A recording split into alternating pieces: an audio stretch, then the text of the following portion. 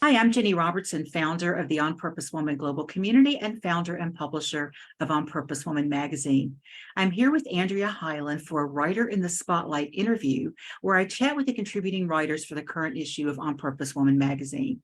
Andrea, welcome. Thanks for being with me today. Hey, Ginny. Hi, and thank you so much for inviting me. And I'm looking forward to our conversation. I am too. Always look forward to conversing with you. Well, before we get into your article, tell our viewers a little bit about you and what you're up to. Well, lately I've been saying I am a life scientist. This came from one of my teachers years ago when I was telling her about my life, and she said, "Oh, you are a life scientist." And I am. I love experiencing all that life has to offer. And as an example, for anyone who has never talked with me, I live a house-free lifestyle with a mailbox in Santa Monica and a small storage unit there.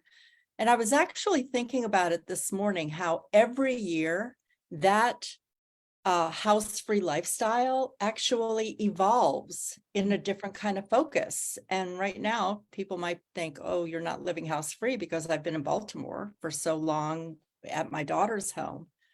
And I'm getting ready to go to Seattle, so where I will house sit for a friend and spend time with them. So that's just something about me. I embody the possibilities of a sharing economy, and I am devoted to healing intergenerational trauma, grief, and loss with creative expression and the ancestors. Once a year, I offer an incubator for women who are working on creative projects like books, blogs, writing songs, building entrepreneurial businesses, and even just want to come in the space because they're going, what's next for my business? And they want some support there. And I'll just finish with this introduction as I am a writer, I am a coach, and I'm the mother of 3 adult daughters who are all in their 30s. The youngest one is 30 now, and my oldest is 39. And so for this year, they are all in their 30s. And I am the grandmother of Lucille, who is age 9, and Cooper, who is age 1. And there's another one on the way. So stay tuned for Another that. one on the way. I didn't know that. There is Great. another one on the way. Yeah, Lucille is going to have a baby brother. How can Lucille be 9? I know. You know, of course, with the pandemic, we all lost 3 or 4 years, didn't we? Just absolutely. Yeah, wow. You know, blink, and 9 years goes fast for sure. Wow. Well, everyone, check out Andrea's work. Her website is andreahylen.com, and it is in the text of this video. So go check out Andrea's work. I've worked with Andrea with the Ancestors, and it's pretty remarkable. And I have been in a couple of Andrea's incubators. They are also quite just beautifully done. Andrea is a master of holding space for women. So I'm going to, actually, you're the queen of holding space, the goddess. Thank you so much. You're so welcome. Well, let's talk about this article, because as you've done so many times before, because you've been writing for On Purpose Woman magazine since the first one, I believe, or close to it. And when we were a print publication, but you've often done a series, which really gives you a chance to go deep with a topic. And so the series that you just started, was it last month, or was it the issue before that? I think it was the last month. So yeah, that's what I thought. This is the second. Yeah. Yes.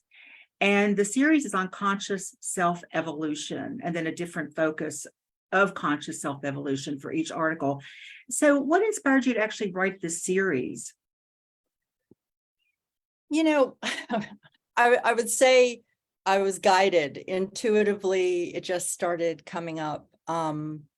And yeah, that's a good question. Like, where do these ideas come from? First of all, I am an evolutionary woman, and I've lived as an evolutionary woman my whole life, but it wasn't until an evolutionary women's retreat in 2005 that I realized, like, I went there to make me into an evolutionary woman. And I went there and just got these flashes of my whole life, choices I had made that when there were challenges, consciously choosing a different path. trying something different, opening myself up to that. And it may be because we're at such a time of change in the world. You know, if we didn't see it before the pandemic, certainly having a global pandemic that pressed pause on the way we were living our lives gave everyone a chance to have some self-reflection. And that I actually started a podcast at that time called Carving a New Path, because I wanted to talk more about the opportunity that this provides us to really look at our lives and ask questions. Yeah. So you mentioned that you went to this retreat and then you came to Baltimore. You were living here at the time and you said, I want to bring this to Baltimore. And you did. And I was there for that Evolutionary Woman's Retreat. But you said that you went there and you realized you had been an evolutionary woman all of your life. And you said a few of the things that you had done, like conscious decisions that you had made or different paths. Is that how you define being an evolutionary woman? Do you have anything to add to that? I would sort of say that. definition? I mean, I'll give everyone an example. When my daughters first started going to school, public school, I started to ask questions about things that I saw going on in the school that just seemed out of alignment with what I felt was a good way to educate children. You know, I started questioning it a little bit more. And so I volunteered, got more involved and did that. And then there was just a point where some things were happening that I just felt weren't being addressed by the school. So I started looking into alternatives. So I started asking questions. Well, if not this, what then? And private school didn't seem to be the answer. And so I started to research homeschooling and found there's all kinds of ways to homeschool, first of all. But what I really resonated with was community-based learning, which is shared resources. It is finding people in the community who have certain skills and gathering with other people, but there was more freedom to explore, and kids weren't sitting in a classroom at desks all day long. You know, we could go on field trips to the Smithsonian and learn things, and we could go to the local stream and do our biology hands-on. And so it's this, and maybe that's an extreme example that people say, well, I wouldn't do that for my children. But you might notice something that's going on in your life, in your family's life, or there may be something that happens like a divorce or a loss that gets you to start questioning your life. Mhm. And to me, that's what conscious self-evolution is. It's the awareness to ask questions, not just go along with things because that's the way it's always been done. I mean, has anybody ever said to you, oh, well, we don't do it that way. It's always been done this way. Mhm. It's like, well, is that always been done this way actually working? Yeah. You know, so conscious self-evolution is that asking questions and not just going along because that's the way it's always been done. Okay. Yeah. I remember in some of my earlier career in corporate finance, I loved going into a new position, whether it in the same company or in a new company. And I love going in and kind of like getting things moving and working well. And then I would get bored with how well it was working and I'd probably have to go. But I remember just so often going up against that attitude of, but we've always done it this way. And when I would ask questions, especially of higher ups, you know, it would, I mean, you have to really stand your ground sometimes or decide, you know, what you're going to really, what's important enough to stand your ground for, because I would get so much pushback because change is so scary. And change in our lives especially can be really scary because even if it's not working, would you agree with that? That we sometimes will just hold on to what's familiar, even if we know it's not working. Yeah. And we may keep trying to find an answer, you know, trying different things or trying the same thing over and over and over again. And it's like, no, it's not working. And it's that it goes back to that Einstein quote, which I love, about how you can't solve, I forget the exact, but something about you cannot solve a problem at the same level it was created. Yes. And so you have to go to a different place to actually start to evolve, right? Yeah. Well, this particular article is called Notice Flashes of Freedom. So what do you think a flash of freedom is, and how does it show up for us? So a flash of freedom, I think of as an aha or an insight. And sometimes it is like a big awakening, like you see something that you just have never seen before. You have some kind of piece of information, and it might be something that shocks you, or it might be something that inspires you, like light bulb moments. And in the story that I wrote about I had an autoimmune condition. I was in the hospital after about a year or so, and I'd had an allergic reaction to one of the medications that no one believed me. It was like they went through all these tests, and I kept saying, no, it's the medication, because I haven't been feeling well since I started taking it. And while I was there, I had an experience where I just started to really grieve and sob and get in touch with a part of me that I'll call it my inner child. And really, and so you can go to the magazine and read the details of that. But there was a moment where I came out of that grieving, and it was like the sun started shining through the window.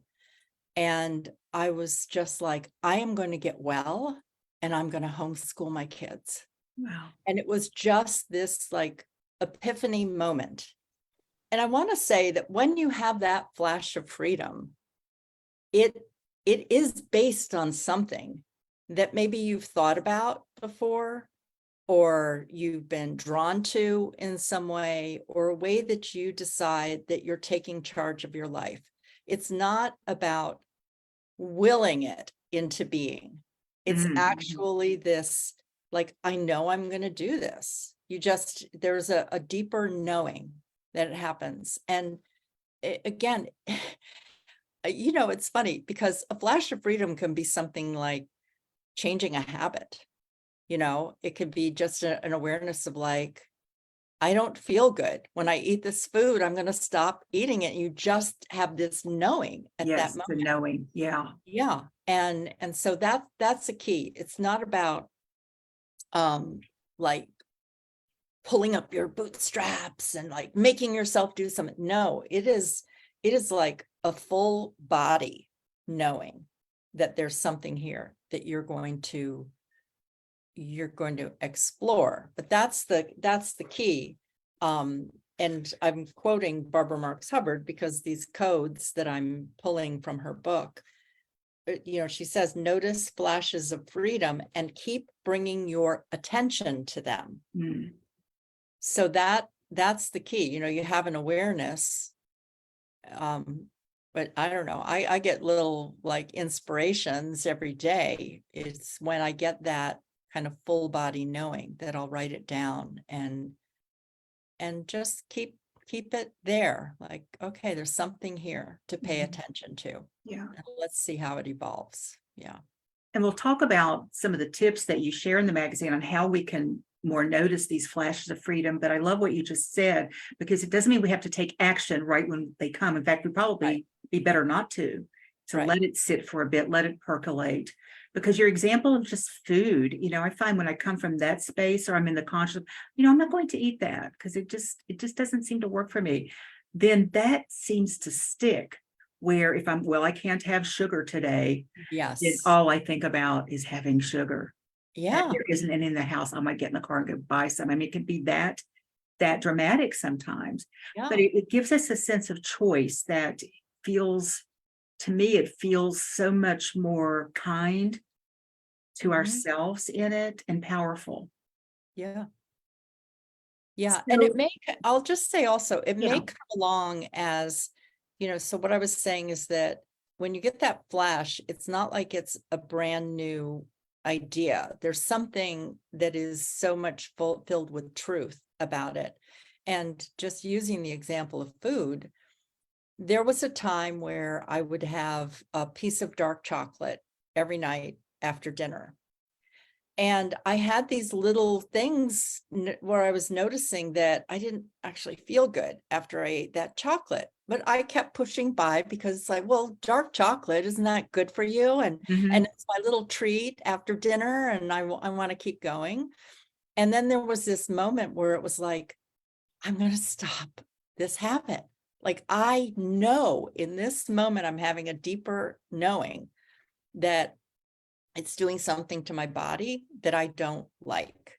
And so I stopped, and no regrets, I mean, not that I don't ever have one, maybe Right. a couple times a year, but it is no longer an at night habit because I was listening to my body.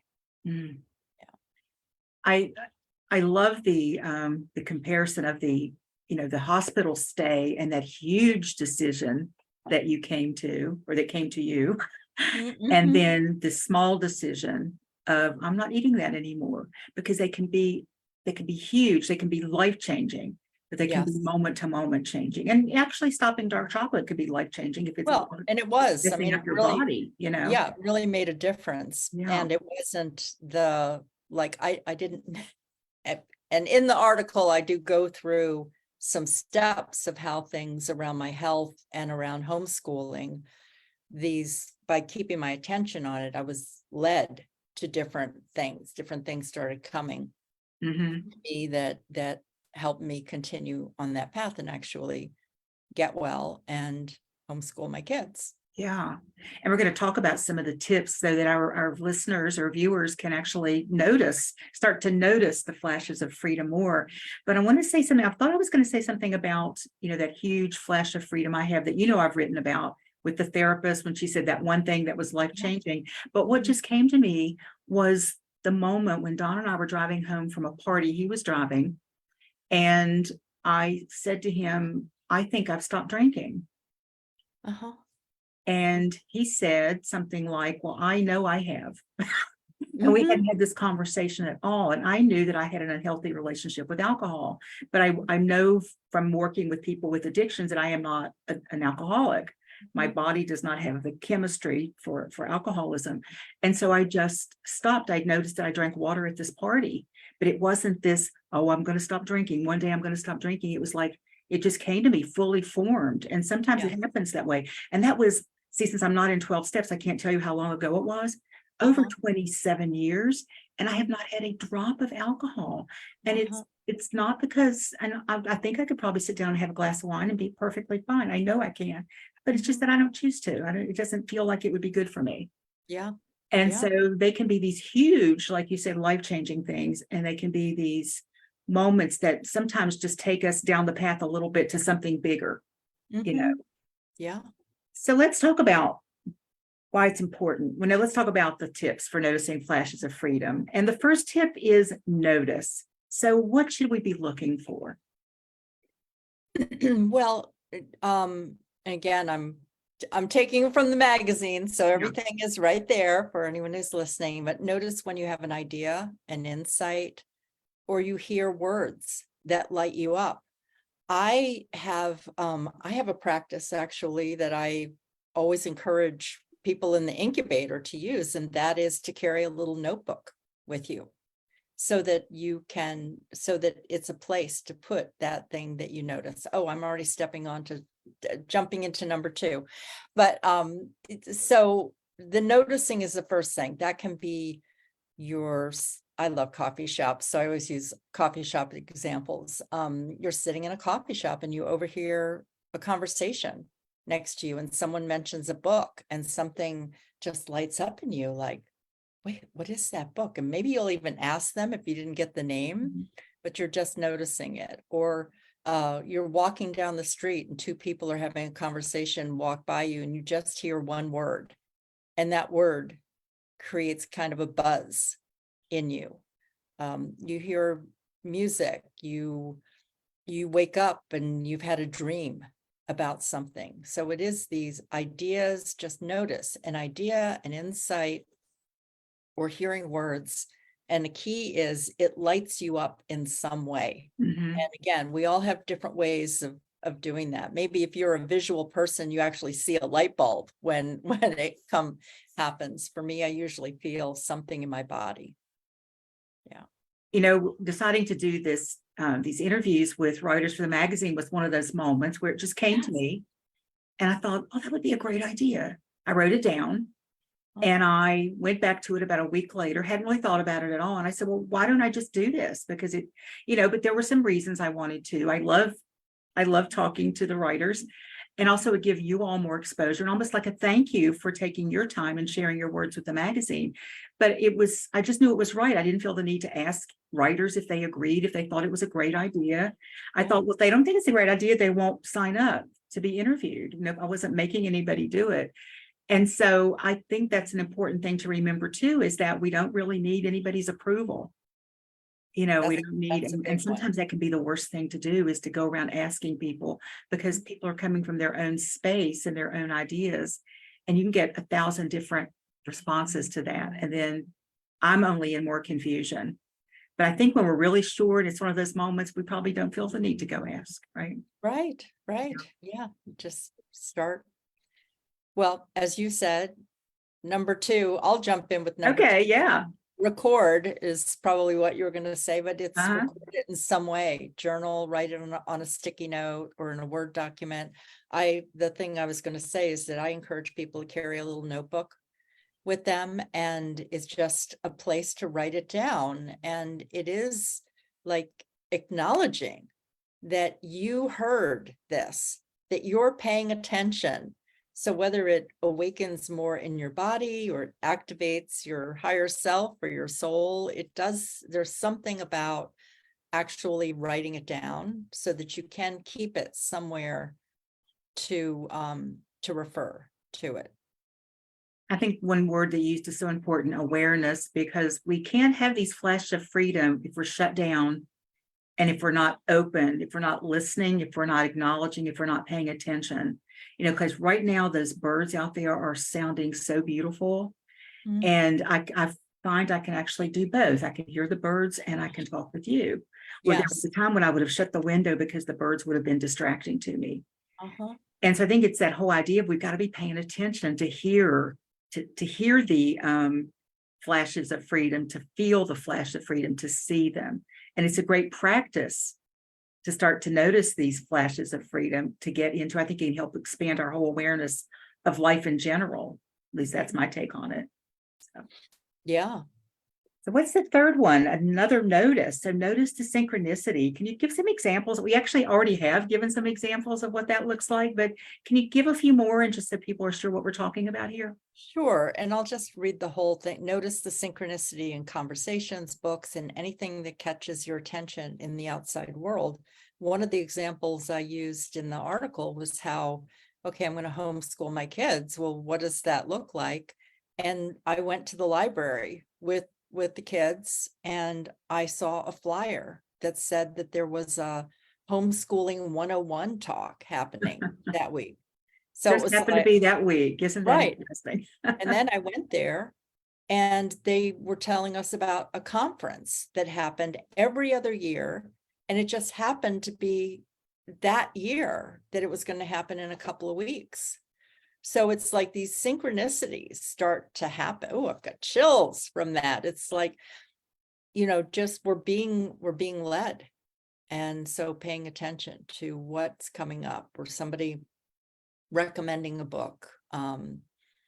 Yeah. And the fourth one is about action. So what do we then need to do? So it is about taking baby steps. And now something like the dark chocolate example, it's like, well, stop eating it and see what happens, see if that's in alignment. It wasn't deprivation. It was like, I don't feel well when I'm eating this. I'm going to stop and see what happens. So that's a baby step. And it took me a year to go into remission, I guess they would call it, with the autoimmune condition. After getting out of the hospital, it took a year, but it was about what's the next step here.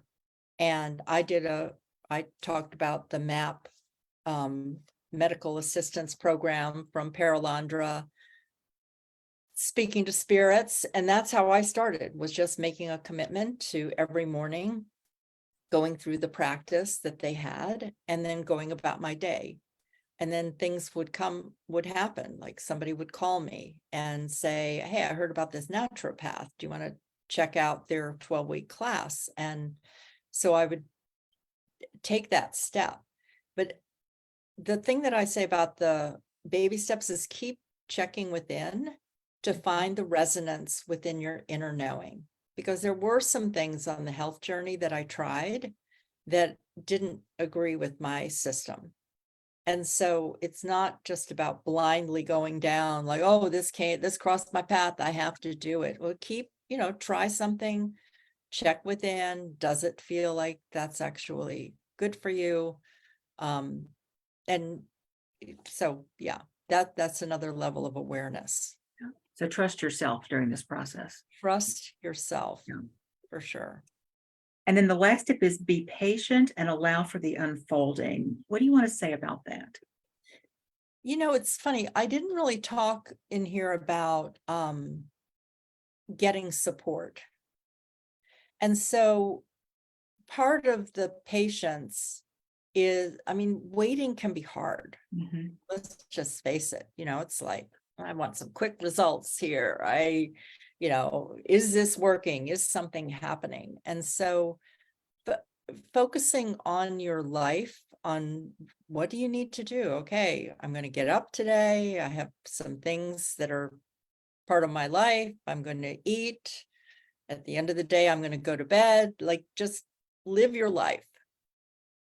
And by having support around you, and it may not be your closest friends. It may not be your partner, maybe someone else that you find. But just having that, where there's someone who can also believe with you. Mm. Yeah. Who believes in your flash of freedom. Yeah. Thank you. And it reminds me of the adage about how when we plant the seeds, because what we're doing in this process is we're planting seeds, because we're noticing, we're recording, we're kind of going through and giving it some thought and pulling it back out, seeing what resonates, what doesn't. And so the ones that are supposed to stick, we're planting these little seeds. And the tendency can be to, dig up the seed and see if it's working, see if it's actually growing. And we know what happens in real life. I think that's a wonderful analogy. So we have to kind of trust that what's ours is going to work. It's going to show.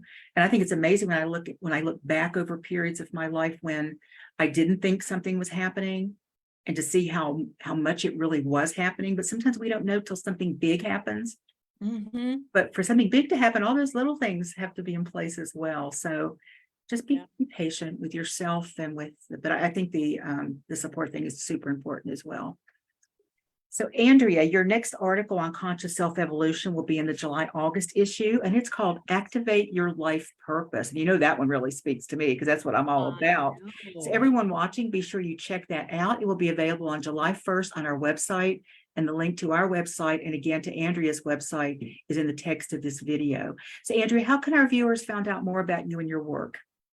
Well, if you go to the website and you look under services and programs, that's a place to kind of see what's happening. Something I want to use as an example of how we've been talking about being patient and letting something unfold. It's one of the reasons that I started the Incubator, and the next one officially starts in October, although there are going to be some pre-activities in August. And I started it because I believe that any type of creativity is a process. And I noticed that women I'd been working with through Heal My Voice might have a book idea, for instance. And it's like they've heard well, write your book in 9 weeks, or write your book, come for this 10-week course and your book will be written. And for most people, writing a book is a process and allowing it to unfold. And so being in the Incubator, it was just to be able to support women who were in the process of writing the book and allowing it to unfold, and knowing that there was some coaching and there were other people who were working on creativity projects who can encourage them to keep going, like write the next piece. And, tips on how to keep going, even if it's a 5 or 10-year process of writing a book. Actually, someone who worked with me for 5 years in coming in and out of the incubators is publishing a book this August. So it's it's a process, and it's part of you've got a flash of an idea. I think I should write a book. And then there's the process of actually writing it and paying attention to it. Yeah. And you do have one coming up in October. Is it up on your website yet? It is. Okay. It is. So check that out, everyone, and see if it resonates with you. See if you get a flash of freedom when you read about Andrea's Incubator. Yeah. And so, gosh, Andrea, thank you. Thank you so much for sharing your wisdom in the magazine and here with our viewers today. Is there one final thought you'd like to leave us with? I would just say the words that come to me are show up for your life. I love that. Show up for your life. Thank you. And thank you to anyone watching this live or the replay on our YouTube channel. Again, to read Andrea's current article in the magazine and the one coming out on July 1st, as well as other inspiration for your mind, body, spirit, and business, visit our website, opwgc.com, and click on magazine. The website link is also in the text of this video. Again, thanks for watching, everyone.